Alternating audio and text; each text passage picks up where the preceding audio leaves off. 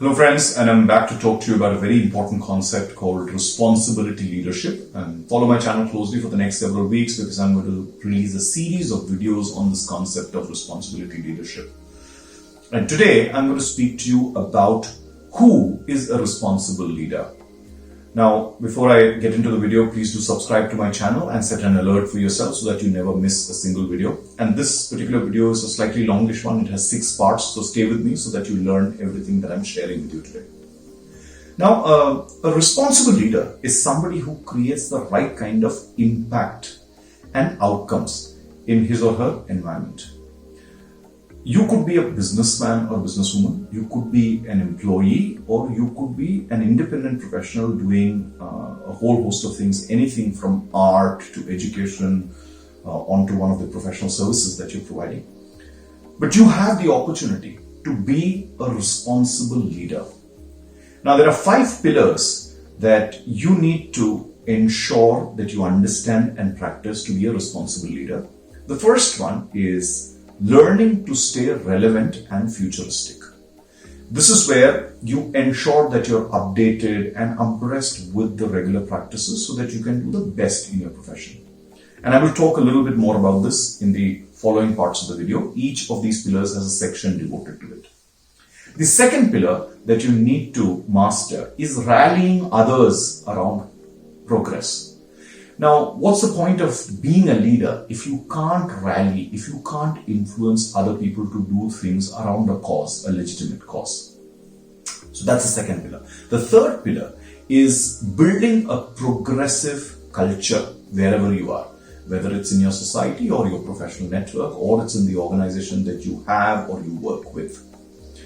Pillar number 4 is enabling ethical practices. Now, ethics is a concept which keeps coming up every time we see something unethical happening, but unfortunately, a lot of us do not talk about ethics in good times. From the ethics of the planet and survival of the planet to ethics of communities, ethics is a very important topic, much ignored, sadly, in organizations today and amongst professionals. So that's the 4th pillar that we need to master.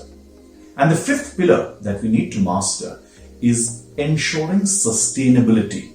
Now, the sustainability is not just sustainability that you hear in terms of the planet or the environment, but sustainability for your own life, sustainability for the life of other people, sustainability of the culture, the society, the community that you live in, and definitely, yes, sustainability overall.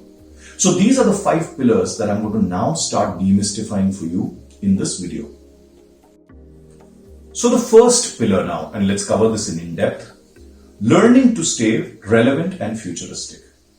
For a responsible leader, it's of utmost importance that we update our subject matter. So whatever is that one core area or 2 core areas in which we are, the professional or the work that we do, that area of subject matter is something that we need to really master. Now, if you're a management person, then you need to really know about management strategy or whatever that field is. If you're from finance or arts or law, you really need to make sure that you are top-notch in your subject area. And if that subject area is a further niche within that field of practice that you have, then you go deeper and better. All depends on whether you are somebody who's a specialist or a generalist. But here is what I would recommend. Always have mastery on one area so that you are responsible and you act responsibility in that area. The second step of staying relevant and futuristic is to ensure that you have a 360-degree view of whatever is the area of contribution that you have. So in your workspace, in your professional space, in your business space, as much as you have a core where you're strong, you need to understand a 360-degree of how to work with people, systems, technology, and anything else that you need to know, including law, governance, etc. Now, here are the areas where you need to have a cursory and a good working knowledge, not necessarily become an expert because you can work with experts, but have a good 360-degree learning. This now you take to the third pillar, which is based on whatever you have learned in your core area and what you have learned in a 360-degree view, you modify your own thinking. You modify the way you feel about things. You modify the way you act about things. A very big failure with people is that we listen to things, we read things, people tell us things. We may even prescribe, certain kind of work areas and things for others, which will enhance their way of working. But often we don't internalize the thing for ourselves. And how does internalization happen? Based on the knowledge and the experience that we have, we change with changing times. We change our thinking, feeling, and action. And that's the very important thing that leaders, responsible leaders, do. Thereafter, the fourth thing that we need to do to stay relevant and futuristic is being in touch with the reality. We have an environment, we have people, we have the whole society in which we operate. So to know and to stay relevant is very, very critical. And last but not the least, with that touch of reality, we need to make sure that we are generating insights to operate in whatever world that we are operating in. Now, you could be a share broker, you could be an educator, you could be an artist, you could be a management professional, you could be a business person. In any of these areas, these 5 knowledges or 5 elements would apply. So, invitation is master your core area, then get a 360-degree view of who you are working with, what you're working with, and become good at that. And change your thinking, feeling, acting according to that. Over a period of time, stay in touch with reality, like if the market is changing, if the economy is changing, if new technologies are coming in, robotics is coming in, AI is coming in. Understand how your field is changing because of that, so that you stay relevant and are not put out of the economics of what the society is evolving into. And lastly, like I said, generate insights so that this becomes a continuous cycle. Now getting into the details of the second pillar, rallying others for a cause. So it's great. You've developed yourself as a leader. You're a great person. Your knowledge is great. Your practices are great. But the point is, today we need to influence people more than any other place. I mean, there was a time 20, 40 years back where authoritarian leadership, etc. could work. But today is the time when both within our ecosystem and around our ecosystem, we need to influence others to act, to do the right things. And that is where a responsible leader ensures that he or she sets aside the time, resources, the space to rally others, to encourage others to be motivated to do something for a particular cause. Now, this could be growth of the organization or business that you're working with. This could be doing new things, bringing new practices into an area of work.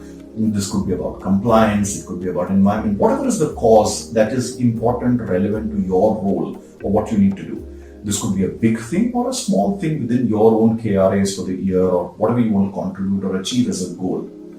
Rallying others would essentially mean that you help people first adopt a cause. Let them understand that here are the pertinent causes in this area of work which need to be achieved in a certain frame of time. So help people understand that. Around that cause, then you build connections. You help people network and be inclusive so that whoever is in your environment, whether in your business or in your organization or your professional network, stay connected, work with each other, contribute to each other. And thereafter, they facilitate a collective identity. You help them facilitate a collective identity. So that is bringing together of a group, a cause. And this applies to whether you're building an organization or your own business or you're building an NGO or a movement outside. Well, today it's so relevant that even if you're building a social space, community of your own, on social media, there also this absolutely applies. If you're building your followers and connecting them, you have to rally them for a cause. And once you've evolved this collective identity of a community, you ensure that this community continues to respect diversity of point of views, diversity of needs, diversity of orientations, and take that diversity together so that they are able to perform at the best with everybody's power. Some of this may sound utopian, but really this is what great leadership is all about in any space. And lastly, whichever environment you are in, enable that you create a self-correcting system, a system which learns with itself, a system which generates feedback and acts on that feedback. That is when we will be able to rally others around a cause.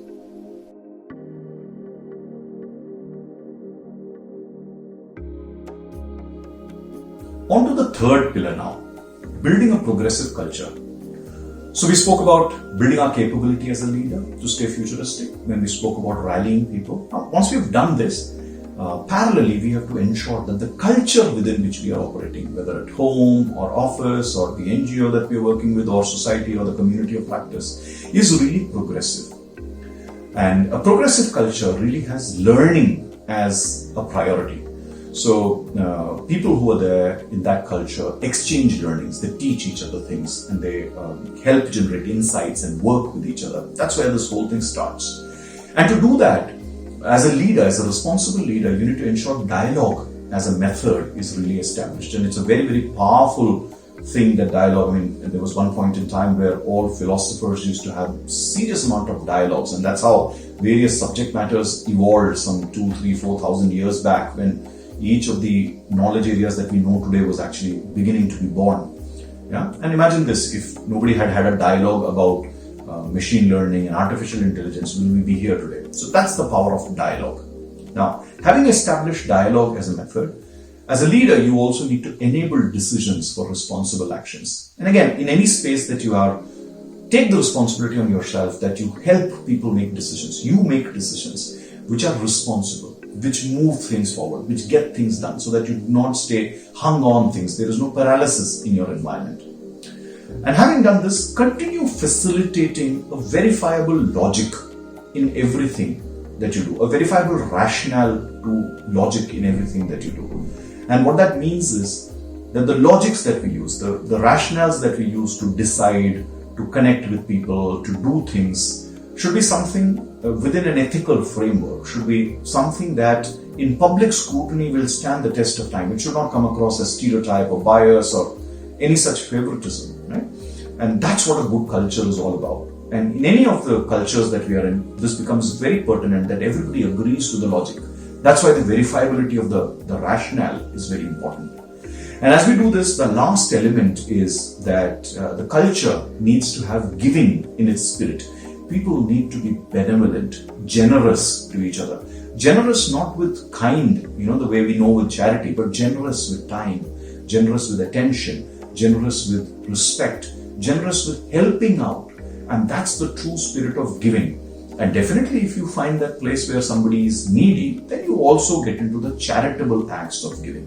So that's how giving as a concept is overall. The fourth and very critical pillar for any of us is the pillar of ethics. Now, ethics as a subject has been discussed deeply, and there are understandings of ethics in the Western culture, in the Middle Eastern Arabic culture, in the Eastern culture. Within India, we've had ethics as a topic all the way from the beginning of times, where various debates have surrounded around, dharma and what is karma, and how does a person really stand up to this. So my invitation to you, get educated on the subject of ethics, both on the Eastern and the Western form of ethical debates, and let those be brought into your context of work. There are management ethics, there are professional ethics, and we have seen this over a period of time, when accounting laws are set up or audit laws are set up. Now, these are very localized ways of looking at ethics. Ethics as an overall is also the subject which talks about what's really the right thing to do, what's the responsible thing to do, what's the contributing kind of thing to do, what is good for the common person, and all of us put together what is good for us. So these are some very important questions that ethics raises. So educate yourself, and within that, internalize ethics as a practice. Understand the logic of ethics. People who say that right and wrong are relative, that's just one way of looking at the concept of ethics. There could actually be absolutes in terms of what is right and wrong, etc. So educate yourself, and that's a longer debate, a longer subject. So once you've internalized this subject, help others and yourself use ethics as a decisive lens to make decisions. When you look at things, when you look at data, when you look at a lot of other things, use ethics to understand if speed will help in something, if quality will help in something, why should it be looked at. So the whole concept of right and wrong becomes very, very powerful then in that case. Very often we have burnouts and so many other issues that are happening in our life. This is often because we are not following certain kind of ethics nor are we asking others to follow those kind of ethics in the work that we do. From here, participate in ethics debates and also facilitate those debates in whichever environment you are in. Continuously talk to others and understand what are the ethics of doing things. How should pricing be done? How should production be done? Where should taxation be? What should society do? What kind of law should be there? Participate in these debates because these really establish in your understanding what is happening around you and how should others or how should things be happening around you. And you also give your voice to others. Right? And that's what the whole point of ethics and ethical debates is, that you get into the understanding, share, learn, and continuously grow with that debate.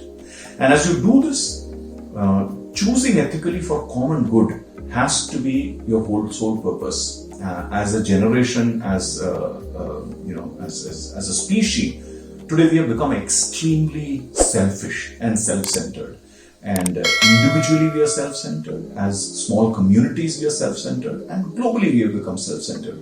And that's where this whole debate of ethics for common good is something that is very, very critical. And I will encourage you to participate in this too. And last but not the least, in whichever environment you are in, the debating that you're doing, the learning that you're doing, use that to establish the ethics framework. Now, in a family, you need to have certain values that you stand for together as a family. Most families don't have these debates today.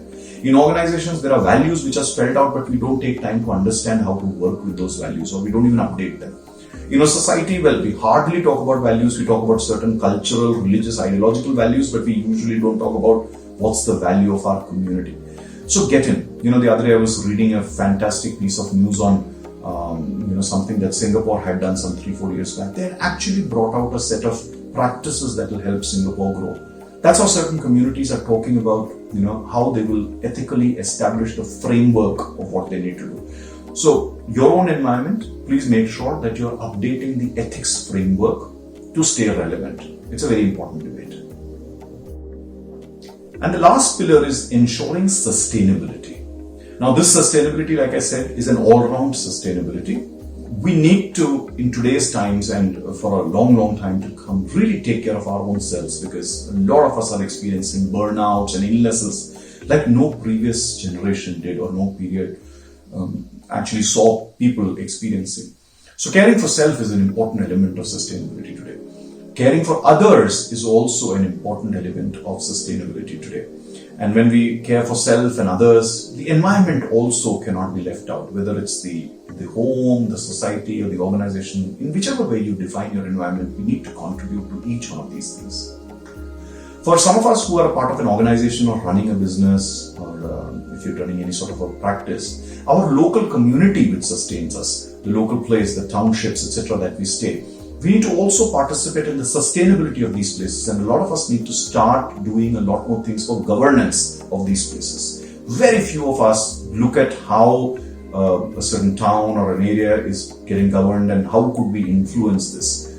In certain countries it's a little bit more than others, but universally we need to start looking at how we can contribute to our local communities and grow and make those local communities sustainable, whether it's from the angle of cleanliness, or from resources, or the way we are structuring the space in those communities, in all of these areas. And last but not the least, the sustainability debate cannot be had without looking at UN's 17 Sustainable Development Goals. Whoever you are as a leader or as a professional, make sure that you learn and understand a little bit about the 17 sustainability goals of UN, Sustainable Development Goals, SDGs as they are called. Do your bit. Make your contribution to this. That is what will make you responsible even towards the planet and all of humankind put together. So those, my friends, were the 5 pillars of a responsible leader. And when you practice these, responsibility leadership comes to life. In one of the subsequent videos, I'm going to talk about responsibility leadership, which is a product of a responsible leader doing what they need to do under these 5 pillars.